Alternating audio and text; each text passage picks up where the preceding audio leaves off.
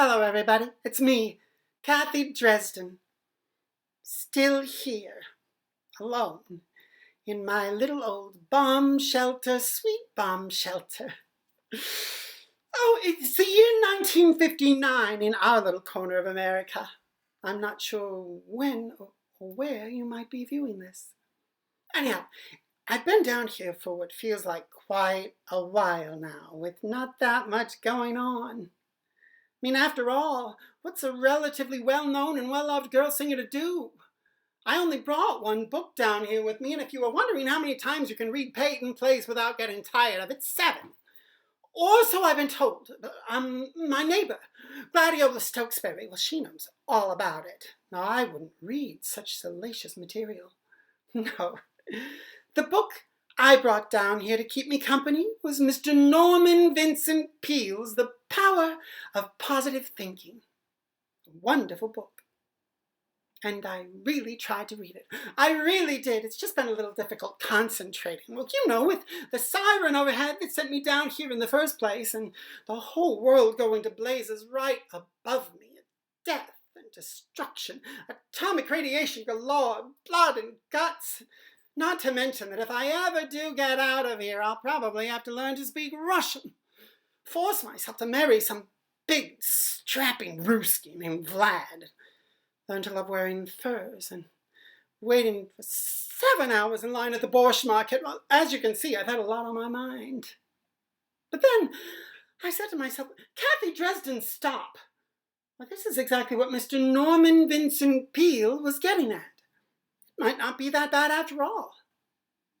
And yet, well, whoever the fascist was who dropped that bomb on us is going to have a lot to answer for, I can tell you that much. We'll probably have to drop a bomb on them, embarrassed at having been attacked with egg on our faces. So they'll drop a bomb, and we'll drop another bomb, and before you know it, there'll be nothing left. That's a terrible thought. But then I said to myself, even if it does get that drastic, and it certainly wouldn't, but if it did, there's always hope.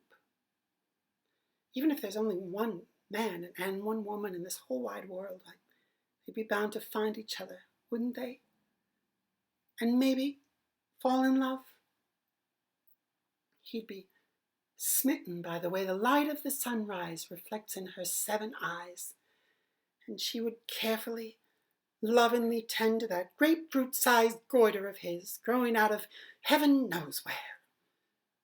And maybe they'd even come up with a couple of improvements on our world. Anyway, all of that got me to thinking about a song, and it's quite old, but very lovely, and rather apropos, and I thought you might like to hear a little bit of it. Hit it, Michael.